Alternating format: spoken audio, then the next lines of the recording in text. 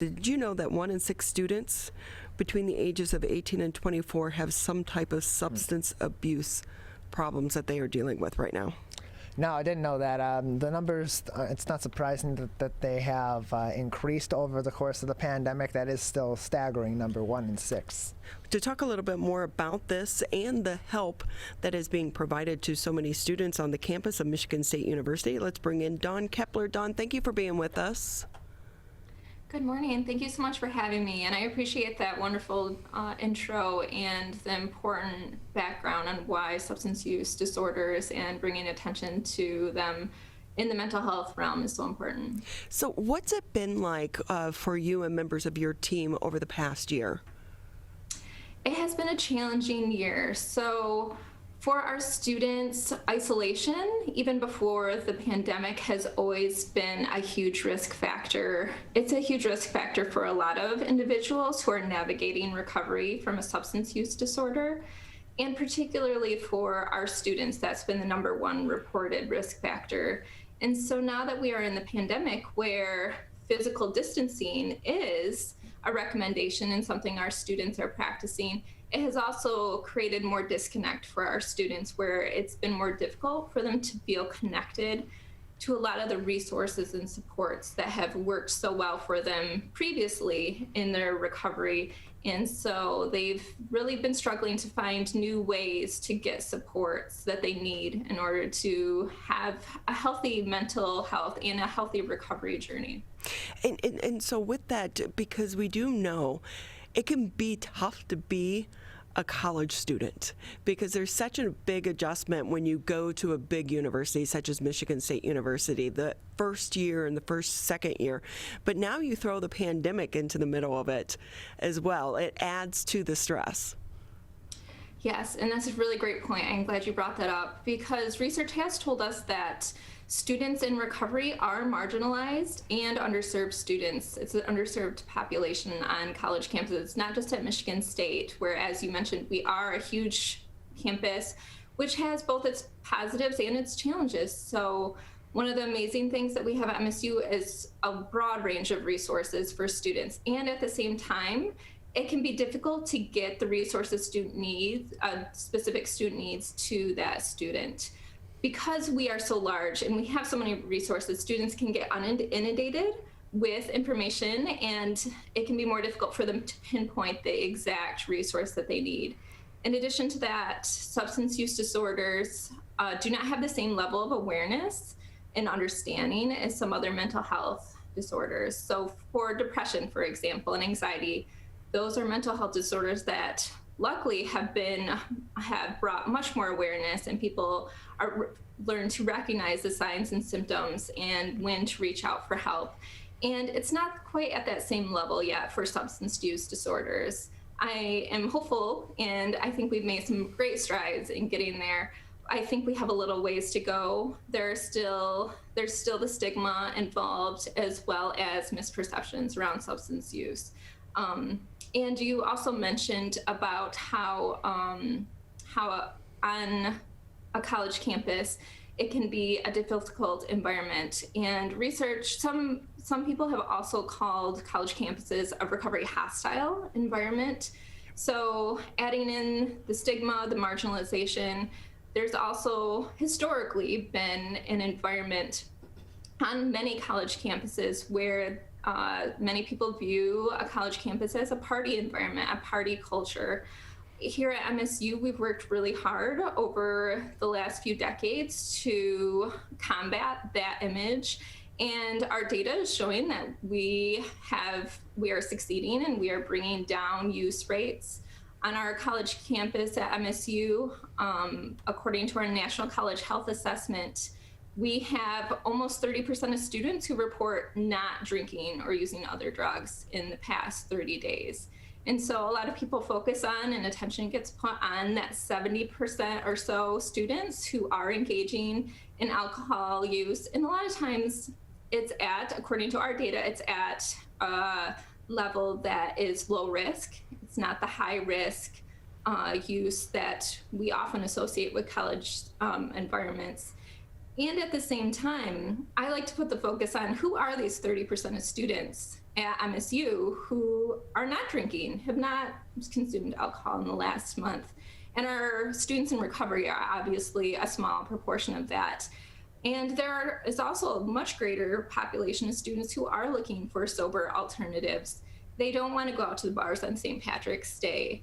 One of our biggest events for our collegiate recovery community every year is our sober bowling event that we have on St. Patrick's Day. And we often get hundreds of students who come out who have no previous connection to the collegiate recovery community, do not identify as being in recovery themselves, but are just looking for opportunities to connect with other students in a meaningful way that doesn't involve alcohol.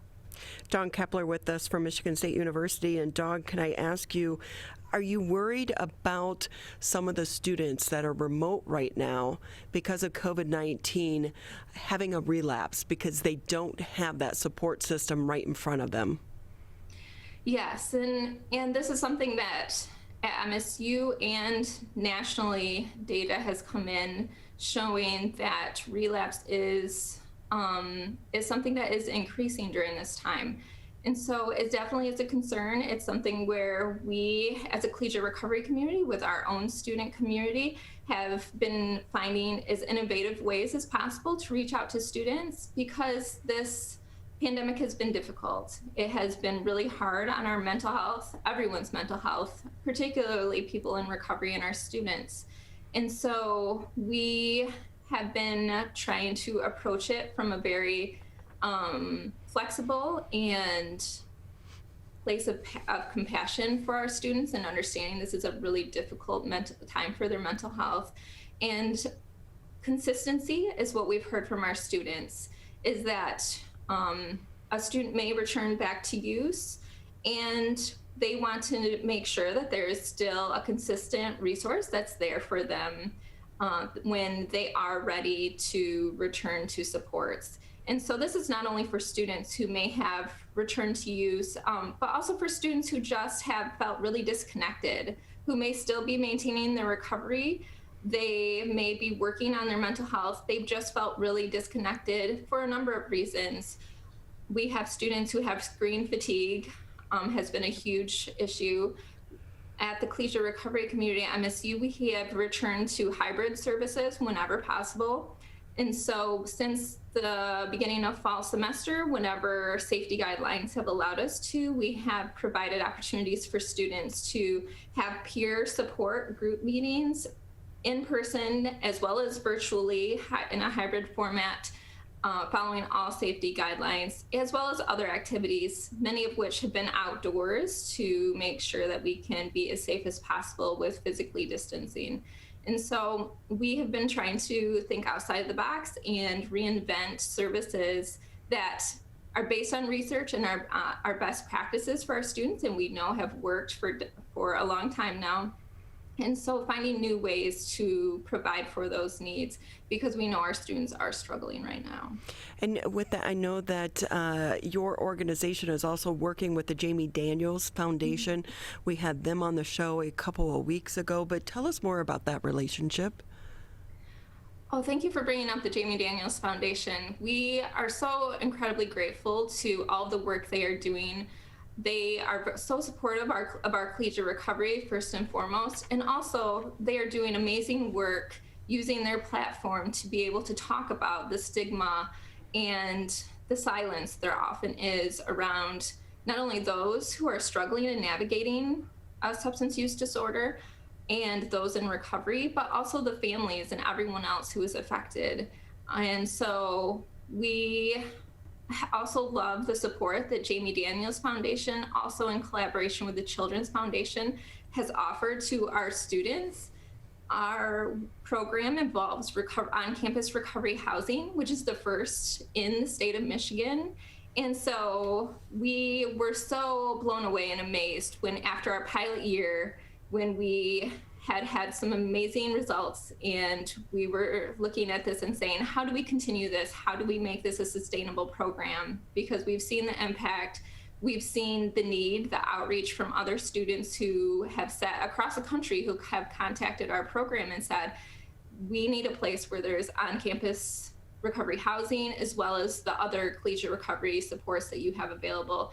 And so at that point, Children's Foundation, along with Jamie Daniels Foundation, approached us and said, we love what you're doing. We want to support you. How can we support you? And that's when we were able to help continue our recovery housing program through the support of Jamie Daniels Foundation and Children's Foundation, supporting our living in position for our recovery housing support specialist. So we have a student who's been trained to support their peers, who lives right in the same hall as our students who live in recovery housing.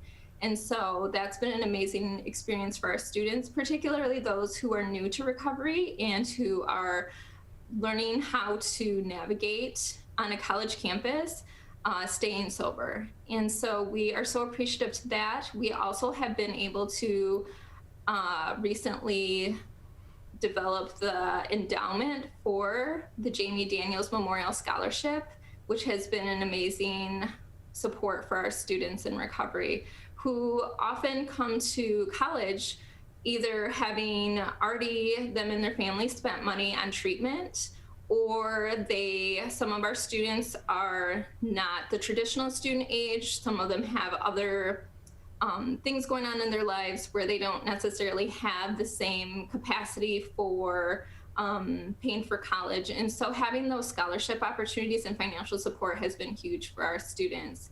And on top of that, the Jamie Daniels Foundation and Children's Foundation have also worked with us and been flexible in acknowledging the hard difficulties that students have had to face over the pandemic. And so they've helped us to be able to offer COVID emergency funds for students who've had to drop everything and move out of state because a family member had COVID. We've had students who've had to put all of their living furnishings into a storage unit and having to figure out how to pay for a storage unit and an apartment that they no longer live in, and go home and help their family. And we've had students who have lost jobs over the course of the pandemic. And so having these financial supports available has been huge for students to continue to be able to engage in the resources that they need. Because when they have the resources, have you found it in some cases has helped them stay on their sobriety path? Because that additional stress, sometimes it could be the smallest thing that sets them off their journey. Yes, that's such a great point. I'm glad you brought that up. Because students in recovery are some of the busiest students you will ever meet, because they are not only doing amazing in college and with their coursework. Our students who are part of our collegiate recovery community are some of the most successful students on campus. Our most recent survey showed that 100% of our students in the CRC had a cumulative GPA above a 3.0 and 50% had a 3.5 or above. And so our students are really dedicated to their academics. Having a job on top of that takes a lot of time and effort, and most of our students do also work. And in addition to that, having a healthy self-care recovery program takes a lot of time. Our students take time to go to multiple support meetings every week. They take time to go to a therapist. They take time every day to work on mindfulness and meditation activities and breathing and coping tools that they've learned. And so while that helps them to be more efficient and effective, it also takes time. And so any opportunity to support those extra supports and resources, either financially or allowing students to not have to work as much so they can put more time and energy into their recovery supports, is really key for our students who are already juggling so much as successful college students. Dawn Kepler with us here on the MegaCast. She's the Collegiate Recovery Community Coordinator for the Michigan State University. And with that, Dawn, what are some of the signs people should be looking for if they are concerned about one of their loved ones? Yeah, that's a great question. And so I mentioned earlier isolation and being disconnected. And that's something, those are the two biggest red flags that we often see with our students in the collegiate recovery community who are in recovery and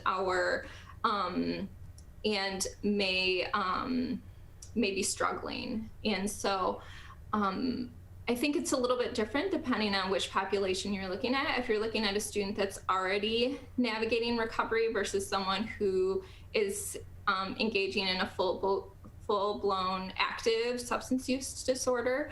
And so, but some of the kind of common things to look for is inconsistencies, a student who is not doing as well in something that they were previously passionate about, or not engaging in something that they were previously passionate about, looking out for just differences. So there's always kind of that gut feeling when you see someone and they don't look like they are taking care of each other. And that's what's been so difficult about the pandemic, is we often don't get that face-to-face time. We're on the phone or Zoom where things can not be as apparent. But seeing that someone isn't showering or is not getting dressed or is not taking care of themselves in the same way. And that's what's made this pandemic extra challenging, is that many of those things we look for are things that students are kind of naturally doing already because they don't leave their apartment as much. So why would you have to change out of your pajamas or get dressed or do your hair, because who's going to see you? And then the isolation and disconnection piece is already something that they're struggling with, which makes it so incredibly difficult right now, of all times, to be able to look for those common signs that we often see. You're listening to 89.3 WBLD Orchard Lake, 88.1 WBFH Bloomfield Hills. We're speaking with Dawn Kepler, Michigan State University. You've done so much work to try to help these students on their path to recovery. It's been a challenge, but how can someone out there that may be listening or watching, how can they find out more information about the services that you offer? Thank you for bringing that up. So we have our website at MSU Health Promotion, where you can look up our services. You can also follow us on Facebook, Twitter, and Instagram. We love the support. Our students love the support. Our students help us with our social media accounts. So anytime someone follows us and likes one of their photos, they're always so excited. So we appreciate any and all support that anyone wants to give to the collegiate recovery community and our students. And so much of this is about having the conversations and switching the dialogue and the wording that we use around drug addiction and alcoholism. We need to treat it like a disease, like we do cancer. Exactly, yes. I think that's such an important point, and part of what we love about our partnership with Jamie Daniels Foundation is bringing the awareness and understanding that addiction and the substance use disorders are a chronic brain disease. And it is covered under the Americans with Disabilities Act as a disability. And as we've learned with work with other disabilities and diseases, it's really important to use language that is not stigmatizing, and particularly person-first language. So we don't want to call someone a substance abuser. We want to say that they're a person with a substance use disorder, that person first, or a person in recovery. We say that they're a person first. We don't allow their mental health condition to define them. Dawn Kepler with us on the Oakland County MegaCast. She's from the Michigan State University Collegiate Recovery Community. And Dawn, with that being the case and everything we've spoken about, if a student does come to the realization that they have a problem or that they need some help, how can they reach out to the recovery community and get involved there? Yes, thank you for bringing that up. So we have a lot of opportunities. We have events and activities typically all the time. We have standing meetings. So every Thursday night at 7 p.m. we have our all recovery meeting for our collegiate recovery. And we also have opportunities to try to get students connected with their peers immediately. So we want them to obviously talk to me as the collegiate recovery community coordinator. I meet with most of our students one-on-one and help them with their goal planning and some recovery coaching. And we also try to connect them immediately with their peers, so then they can have a community where they can get that peer support. And students can really help give them that student perspective as well, that we find is something students are often looking for. For our student population, about 79% of them usually hear about the collegiate recovery community after starting at MSU.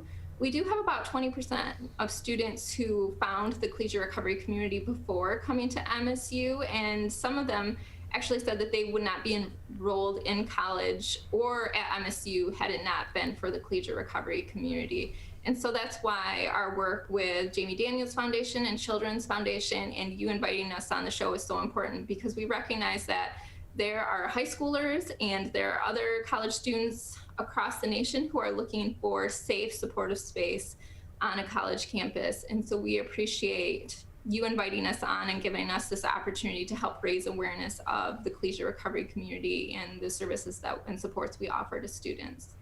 Well, it's so great that you're able to offer that support as well, because we know recovery is a day-to-day process and it's about support. So thank you, Dawn, again for your time. We so appreciate it. Yeah, thank you so much. And I hope you have a non-snowy, hopefully pretty soon sunny April Fool's Day.